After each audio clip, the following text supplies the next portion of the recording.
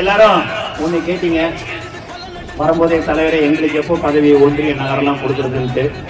இருந்தாலும் இது பொதுக்கூட்டம், இருந்தாலும் சொல்றேன், தலைவர் தளபதி கொடிய அன்று முதல் இன்று வரை யாரு பிடித்துக் கொண்டு இருக்கிறார்களோ, உழைத்தார்களோ அவர்களுக்கு மட்டும்தான் பதவிகள் வழங்கப்படும்.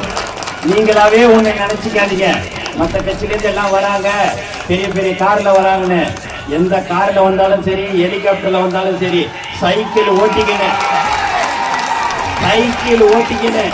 அன்று முதல் இன்று வரை யார் போஸ்ட் ஓட்டி கொடி கட்டினார்களோ அவர்களுக்கு மட்டும்தான் பதவிகள் கொடுக்கப்படும் என்பது தலைவருடைய அறிவுறுத்தல், தளபதியுடைய உத்தரவு என்பதை இந்த நேரத்தில் நான் மீண்டும் மீண்டும் தெரிவித்துக் கொள்கிறேன். ஆகவே யாரும் எதை பற்றியும் கவலைப்பட வேண்டாம், உழைத்தவர்களுக்கு மட்டும்தான் பதவிகள் வழங்கப்படும்.